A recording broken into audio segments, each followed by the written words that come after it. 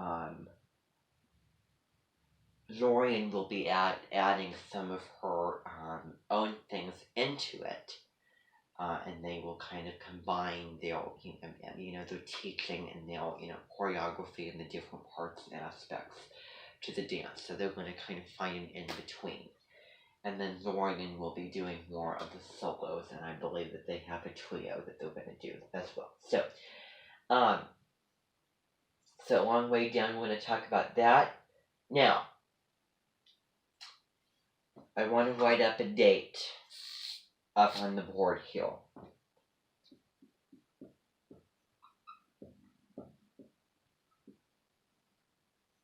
The date is September 26th, 2020.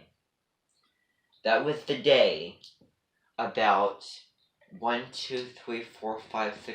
8 years ago, when Julia Esquinrole was doing her, making her album. It was throughout the whole month of September, where she was making her album, Places of Vibrance. On this day, remember, we started out watching, reading, before I decided to change what, I was doing. And remember that the moon was in Aquarius, so it was double L. You're probably wondering, how do I remember this stuff? I just remember this stuff because I go back and I watch the horoscopes. It was super early. The whole theme of that day was, if I had to describe a theme for that day of what the subject would be, is reading versus technology, and how we're slowly breaking away from that, and it's getting diminished, and how we're taking it for granted. I probably am taking it for granted as well. Just like, water. And I will admit, I did not like that day. I did not like the temperature. The lighting was weird. There's so many things, and I wasn't feeling very good internally as well. And I was just uncomfortable. On September 26th. But we were starting to read the Fahrenheit, and I do not regret stopping that, because with all the things that I was doing, I didn't know how I would be able to, really get into that. What I found, what I just was thinking about, and I started watching it last night, is how ironic it is that we're reading a book about the fact that books are being taken, and, in a futuristic society, we'll, firemen, instead of putting out the fires and saving lives, it ties into World War II. And, the Nazi, regime, where they were taking books by, Jewish authors and Jewish ideas, and they were, burning them, and they were closing Jewish businesses. What if you took that to whole new extremes, and you were to eliminate the knowledge of, the world by burning the physical books? And then you'd end up with the Oasis, where everybody would be walking around with their, virtual reality goggles on, and, they would be competing for that golden egg. Remember, we, finished watching that movie last night. And, although I don't know anything about it, I do know that there was another movie called The Avengers. And I just don't know anything about that movie. I've never seen that movie. Let's see here. So, that's kind of the theme of that day. So, it's reading about, the whole idea of books and stories being, turned to ashes, so that, everybody would be, happy, and, this and that. It's kind of like, The Giver as well, when they were eliminating, colors and, texture and, feeling, to create, peace and balance and harmony to like the very extremes, and you couldn't, rebel against, the system, and this and that, which was a movie that was played, Meryl Streep was in it, playing the antagonist. So, if you're thinking of that, the science fictional things. So it makes more sense to see a movie of it, which is, very, very fitting given the time period that it was written and given the show that we were watching that is over now. 1966 movie. I want you to, just watch the movie, Fahrenheit 451. I think that watching the movie, especially before you, read a classic book, in particular, is, makes a lot of sense because you know what's going on. You know the basic plot. You have the movie done, and so now you can focus onto the plot and really focus and really get into it deeper. Get into the story deeper, so you have the basic plot of what happens when you see the movie. Then you read it, and you go deeper into the story. And for some reason, the movie always, sticks out. So you watch it, you get that checked off, and then now you can, look forward to it and be excited. Focus on the book. So that's how that works. So, what's going to be happening is, Hugo Clubus, I'm going to have another meeting today. I know that there was some confusion yesterday about if there was a meeting or not. It wasn't clear. I didn't have enough memory, and my third in command curator, or my tech person, he uses Sunday as his day off because of, getting on the computer, and that's basically his whole job because it's a tech guy of mine who, gets on the computer. So, I didn't want to, take up, his time and give him something to do. So, that's why we didn't have that. But I did want you all to look into that section about hookah.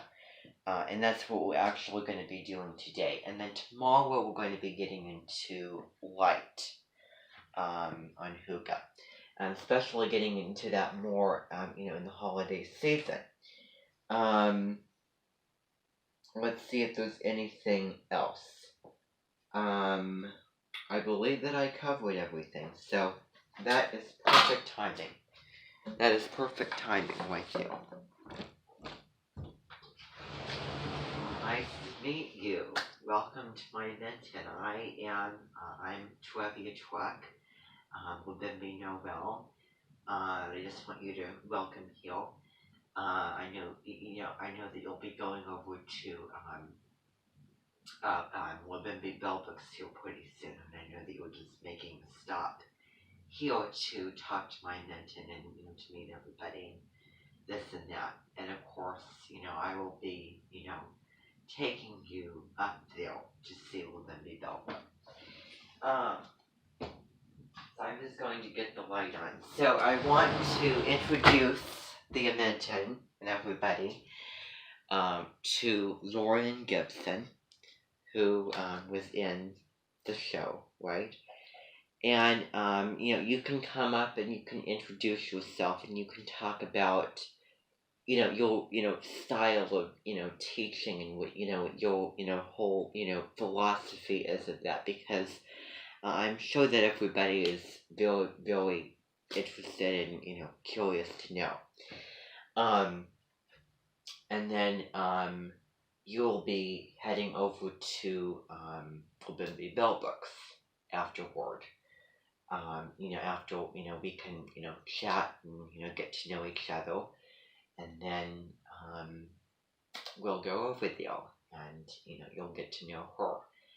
They're going to start working on things tomorrow, actually. And I know that Lindsay Velbook has a very, special surprise for you. Um, of what we do to honor new minting guests here at the Minton. So you can come up and do that, and we will continue with what we're doing. Everybody, I want you to be attentive and focus, and be very kind and respectable towards Lorian, and you can take it away. Okay, so we have to get on with the next thing for today. Now, I have a model because what's going to be happening is I am doing something virtual, kind of like a what's called a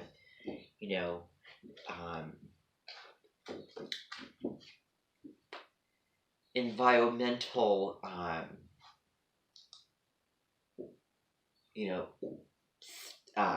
what's it called?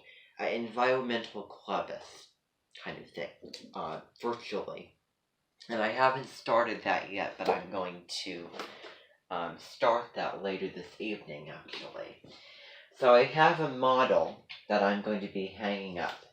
And this is kind of bringing it back to one of the side subjects that, I was getting into and you were getting into on December the 14th.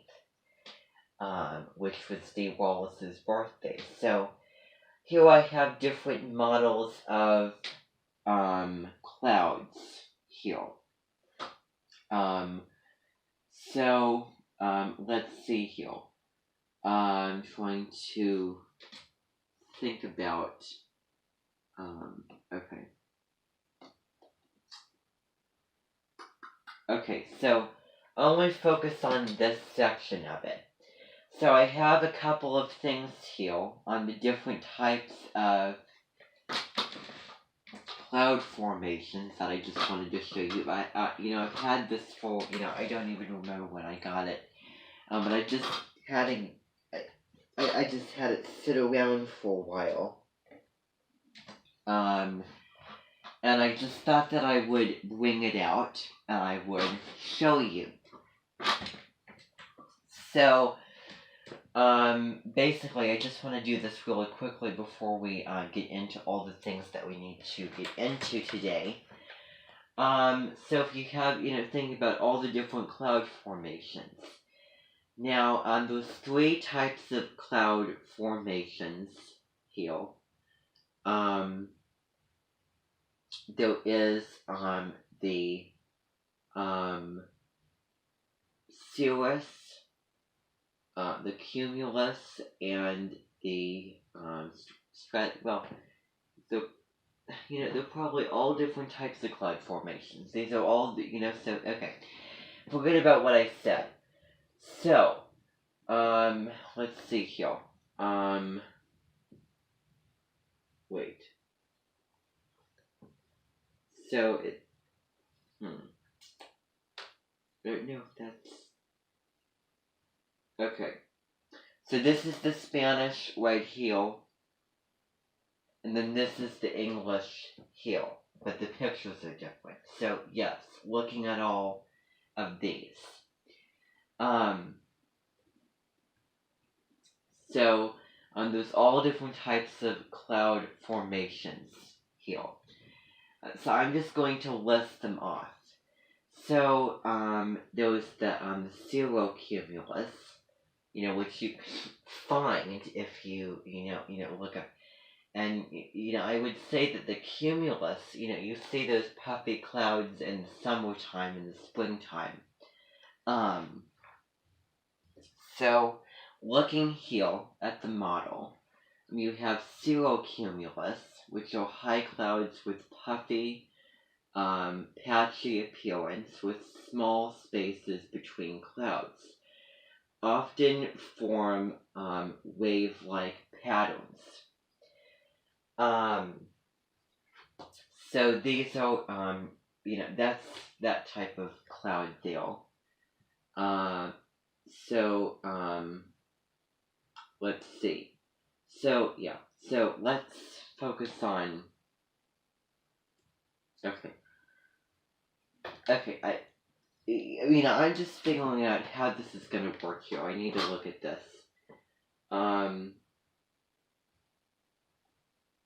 So, 1, 2, 3, 4, 5, 6, 7, 8, 9, 10. Okay, that's how it's gonna work. So, all this down here is the other language.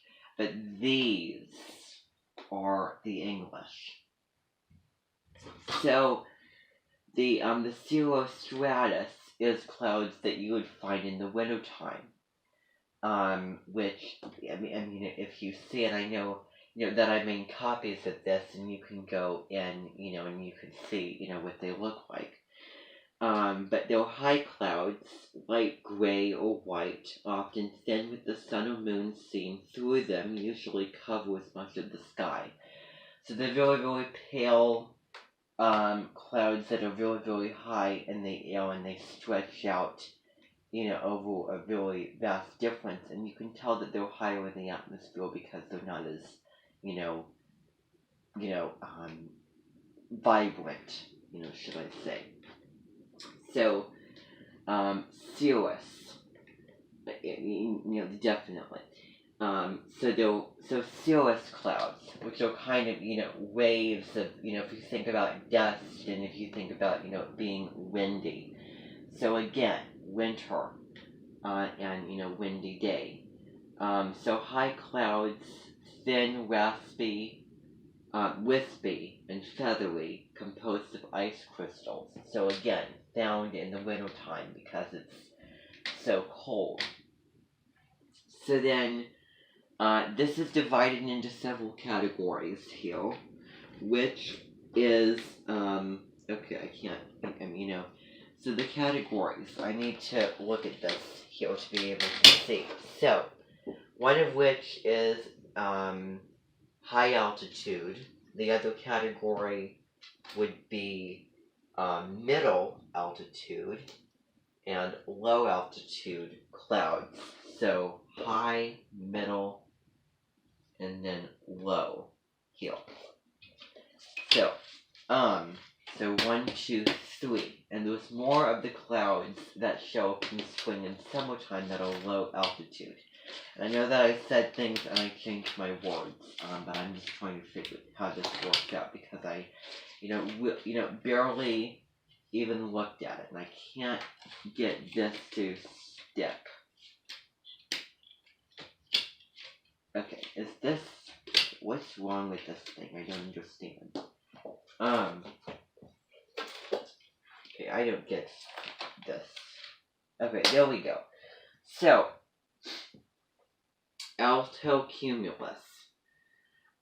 So the middle clouds with puffy, patchy appearance, usually with spaces between clouds. That's an interesting one. So if you look at the, picture of how those look, they look like, kind of like a sea above, in the sky, moving across. Altostratus, middle clouds, light gray and uniform in appearance, generally covering most of the sky. Kind of storm clouds, and again found in the, the winter or the late fall. Then we have the low altitude moving down here, which is the cumulus. So those are, like puff clouds. Think of, that song that we were listening to in June. Both Sides Now. I think it was like June 15th and 16th that I can remember that, either that day or June 16th we were listening to that song about, about Both Sides Now, and, clouds, ice cream castles in the air. But, they rain and snow, and then they block the sun, and they block the they block the light, and the light is linked with the good. Think of Libra and think of Scorpio again, astrological connection. Um, the low clouds, so low in the atmosphere. Clouds appear puffy and look like cotton balls, popcorn, or cauliflower. So definite clouds. Yeah, and I think that what comes to mind is the stereotypical clouds. If you were to draw a cloud on a piece of paper, then it would probably be a cumulus cloud because that's the most common type of cloud, and you can find that cloud in spring or summertime or early fall. So then you have stratus. And all of these clouds are kind of, interlinked with each other, and they all have their different seasons. So they kind of go off of each other. You can, you're separating them into different quality, different aspects, the high, the middle, the low. And also understanding the differentiation between the seasons where you would find those clouds in the sky. So before we continue, I would say late fall, winter, late fall, winter, winter, late fall, winter, spring. I would say winter. I would say spring, summer, spring, late spring. I would say this would be spring, summer as well. Spring, early summer, and then this would be spring and then summer. So then moving across, so we have the purple cloud, so which is the stratus cloud. Low clouds, light or dark gray and generally uniform in appearance and cover most of the sky. Fog is a stratus cloud. So if you think about very misty cloud, a very evening or morning cloud. If you're thinking about mist in the morning, think about that. And you think about the the purple light, and kind of very very thick clouds, and they may come before or after a storm. Moving across, stratocumulus, which are low clouds. Look at stratus, stratocumulus. This now. So low clouds with irregular masses of clouds, rolling or puffy in appearance, sometime within space between the clouds. So that's not a storm-like cloud. So, again, very, very thick clouds, and that would be interlinked with the cumulus and the, this cloud over here, so stratocumulus. Moving to nimbostratus, which is low and middle dark gray clouds with precipitation falling from them. Bases are diffuse and difficult to determine because of falling precipitation. So, when, if you think about it's raining or it's, hailing. If you're thinking about, if you're looking at the sky here. So, one side of the sky would be, sunny over, let's say, to the south, the west, and then over to the other side it would be dark and it would be storming.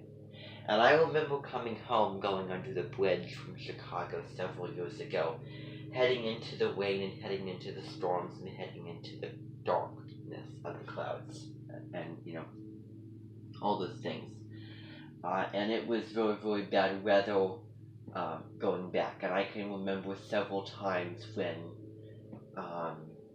when I was going back from vacations and it was storming. I remember one time I was going from my grandparents' house in then Corning, and then I remember stopping at this convenience place that was very, very famous for selling pies, different types of pies. And we basically stayed there for the most of the raining. It was raining and thunderstorming, and we were checking the weather. And I was going with one, family member. I was going with, my mom, and then, my dad was driving home, separately, in another car.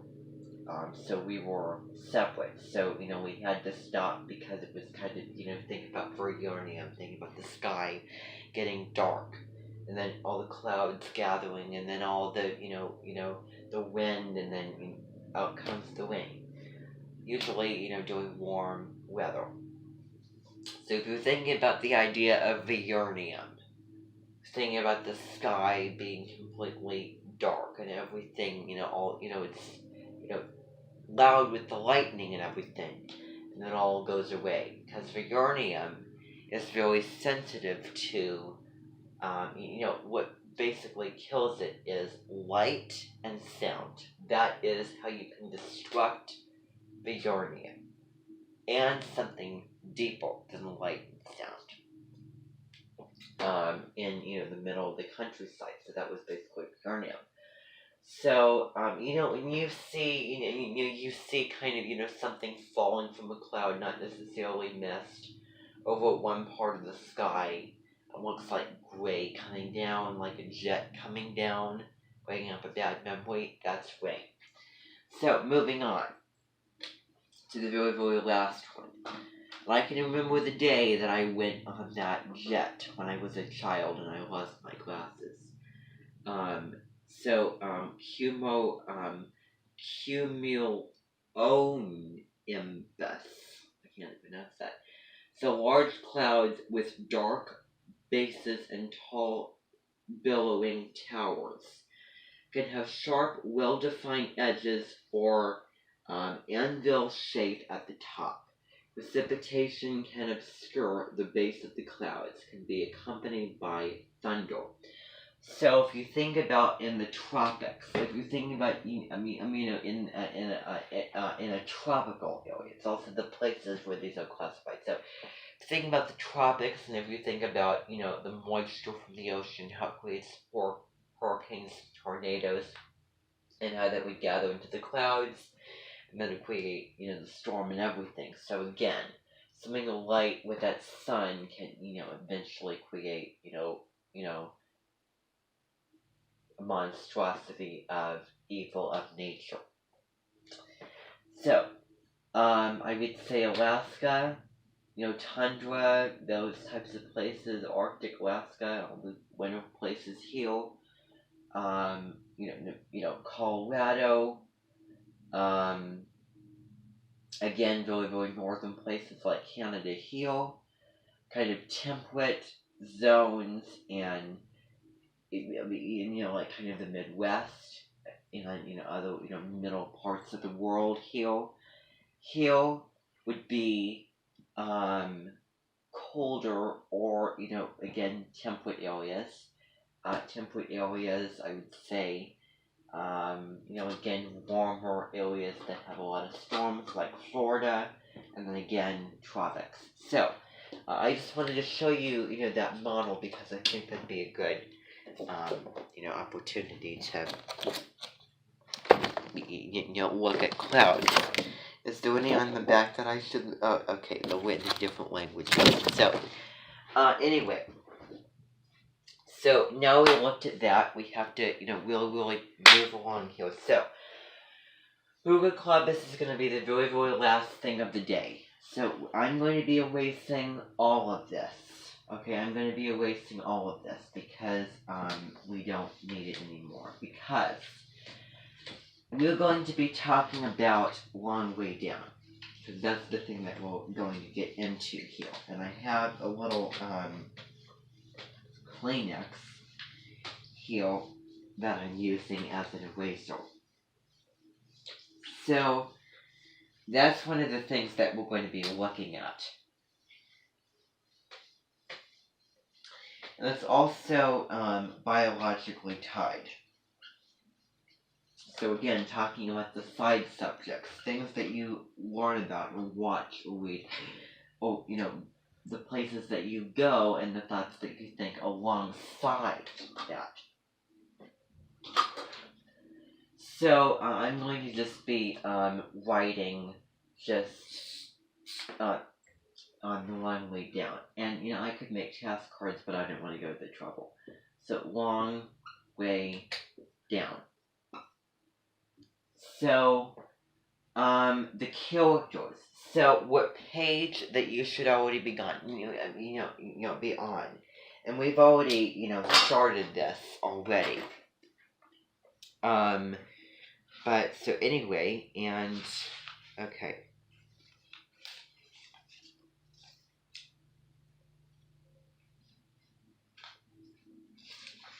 Let's see here.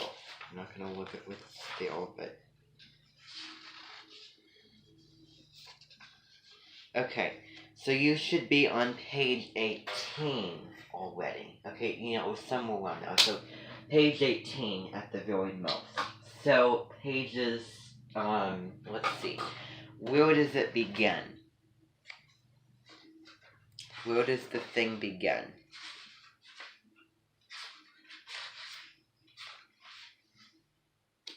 So page 1.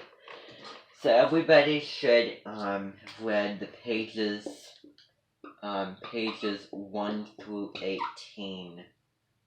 I mean 1 through 17 already. So again, we're just starting it. So let's talk about the characters. So number 1 would be which would be, it would be Will, or William, and I forget the last name. Everybody calls him Will. And so we have Will, and then basically living in the city, apartment setting. Then we have his brother, which would be Sean.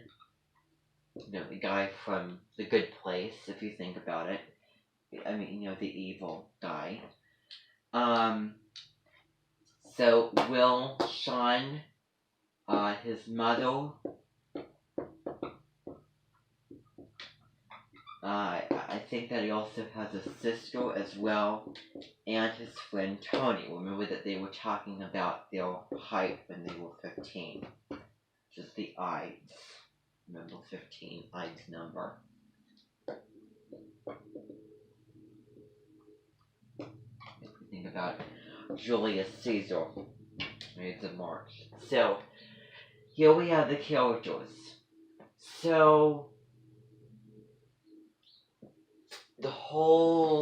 the first traumatic and sad thing that gets into the scorpionic aspects of the story